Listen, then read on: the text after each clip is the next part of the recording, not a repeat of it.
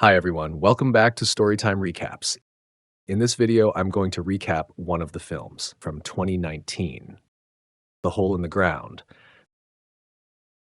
Without any further, let's get started. Sarah, a single mother, and her son Chris moved to a rural home in Ireland in order to begin a fresh life. While driving there, Sarah nearly hits someone in the middle of the road.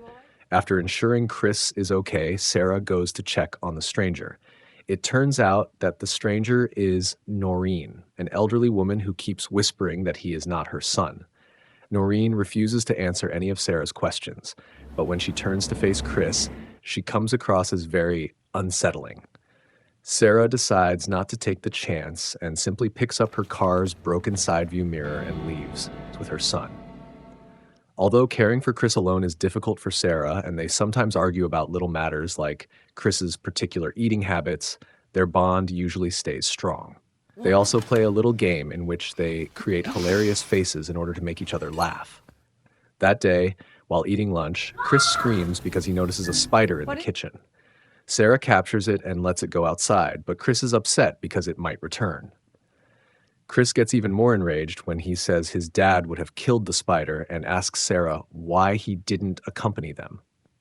Sarah simply responds that it's complex, which only makes Chris worse.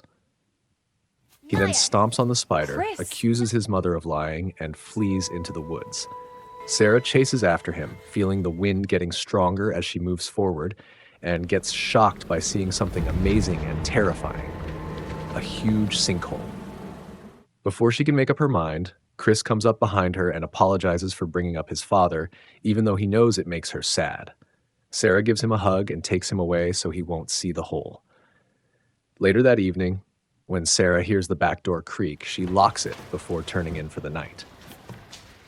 Chris starts taking classes at a new school but finds it difficult to make friends. When Chris receives a flyer about the school's upcoming talent contest, Sarah encourages him to participate because it will help him make friends with his classmates, but Chris is still hesitant. Later on, Sarah goes to a dinner party with some new friends, including her employer Louise. As everyone shares crazy stories, Sarah finds out about Noreen, who is the local's popular crazy person. Many years ago, in her son's classroom, she screamed and caused chaos. 3 teachers had to pull her out, and the child was moved to a different school. Noreen was sent to a mental institution, but months later, she ran her son over with her car. No one knows if this was intentional or an accident. When Sarah gets home, she is unable to fall asleep because she is so conscious of the wind and all the creaking sounds coming from the house. After hearing a door bang, she quickly leaves her room to see how Chris is doing, but she cannot find him in his bed or anywhere else in the home. As Sarah rushes downstairs, the back door is open, so she grabs a torch and goes into the forest in the middle of the night to find her son. Sarah doesn't stay long in the forest because it's eerie and dark at this hour. After hearing some really odd noises, she quickly returns home and calls the police. Nevertheless, she ends the call when she abruptly turns around and finds Chris standing at his bedroom door, claiming to have been there the entire time.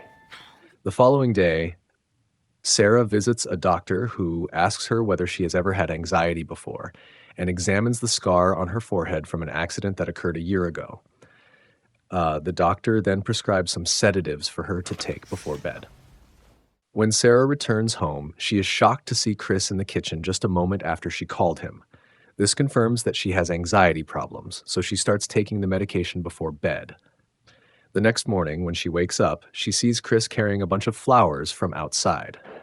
Sarah chastises him for leaving when he shouldn't have, but she takes the gift and gives him a hug. Afterward, when she picks him up at school, Sarah notices that Chris has made a number of friends, including a child who used to tease him.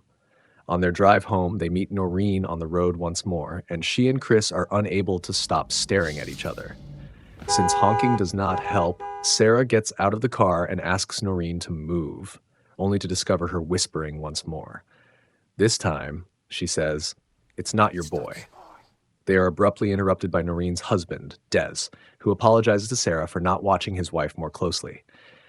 Noreen uses the distraction to walk to the car and start hitting the passenger window, saying, "It's not your son." She even hits her head against the glass in an attempt to break it. Sarah doesn't waste any time in driving away, Stefra, and Des grabs his wife to stop her from following them. But Noreen never stops struggling.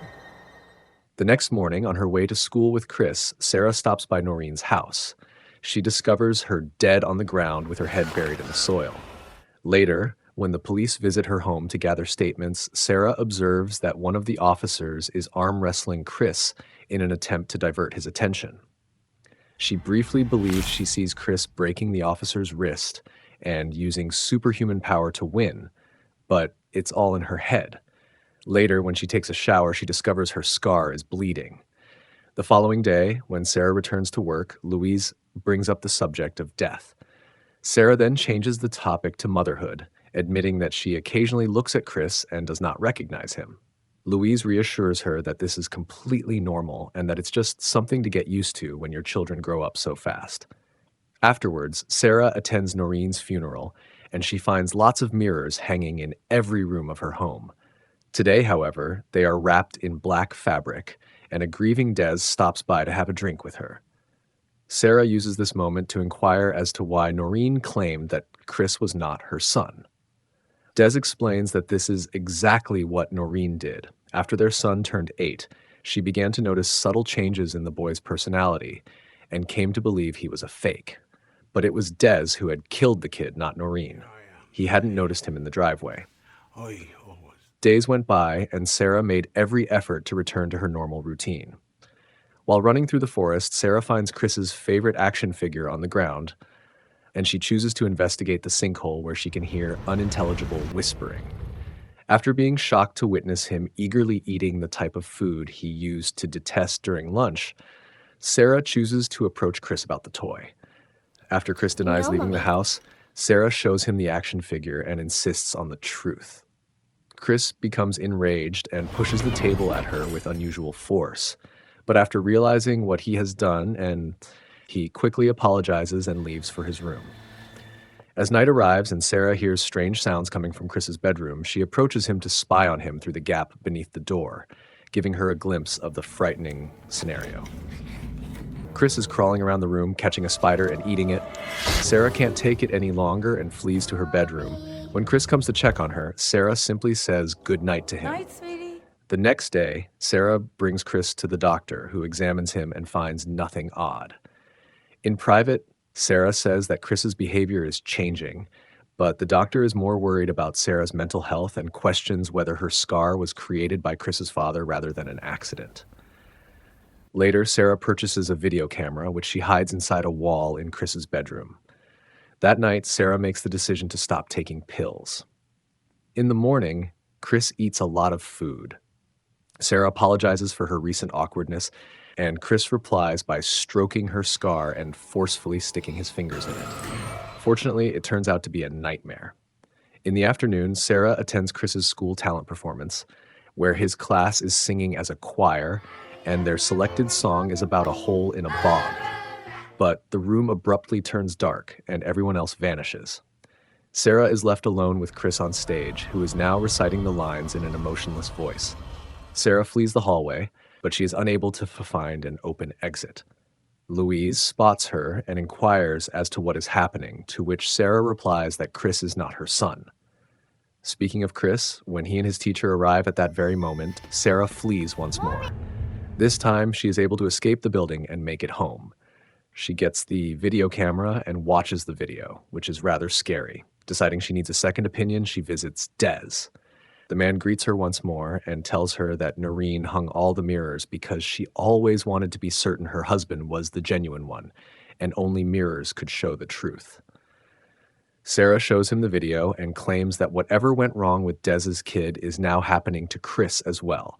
Des refuses to admit that his son had a problem and breaks the camera by throwing it to the ground. He won't acknowledge that he saw anything, but Des won't label Sarah insane. After Sarah comes home to get the SD card out of the camera, Chris is waiting for her. Since he dislikes being left alone, Sarah explains that she ran because she wasn't feeling well, and her son gives her a hug. Later, during dinner, it turns out that Sarah has been adding sedatives to Chris's food, and he now consumes another dish that he used to detest. When the supper is finished, Sarah asks Chris to play their favorite game, but Chris clearly doesn't remember it. Sarah You're not tells him my he son. isn't her son, so the shapeshifter disguised as Chris growls and attacks her, hurling her about the kitchen a few times until she passes out. A few minutes later, when Sarah awakens, the creature is pulling her into the earth to bury her head, just as it had done to Noreen. Thankfully, the sedatives take effect at that point, causing the creature to faint, saving Sarah from getting too much dirt on her body and allowing her to flee alone. After bringing Chris back inside, she leaves him on the basement floor and checks his face with the broken side view mirror, exposing the hideous lack of features. The monster then awakens and attacks Sarah once more, but even with its increased strength, she can easily push off a child's body. As the shapeshifter starts to scream in a horrible manner, Sarah shuts the door and goes upstairs. With the creature off her back, Sarah can focus on finding the real Chris. After grabbing a flashlight, she dashes into the forest, approaches the sinkhole, and allows it to engulf her until she is dropped into a narrow underground tunnel. Sarah tries to crawl through the tunnel until she emerges into a larger cavern, where she finds lots of human bones as well as an unconscious Chris, whom she quickly picks up to take with her. At that point, Sarah also realizes that they are not alone. A bunch of faceless creatures are now awake and preparing to pursue her. The tunnel is significantly more difficult to cross when pulling a kid. After capturing Sarah's wrist, one shapeshifter is able to replicate her face, but Sarah strikes it with her flashlight until she is released. After they emerge from the hole, Sarah makes sure Chris is still alive. When he awakens, they head back to their house, and Sarah goes to the car, only to find the doors locked. After leaving Chris beside the car, Sarah goes inside to get her keys and hears fake Chris pleading for her from the basement.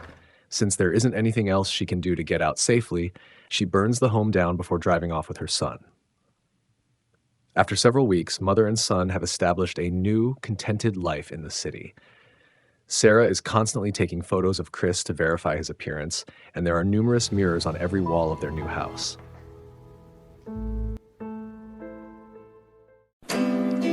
Thanks for watching, and remember to turn on your notifications to watch more movie recaps like this one.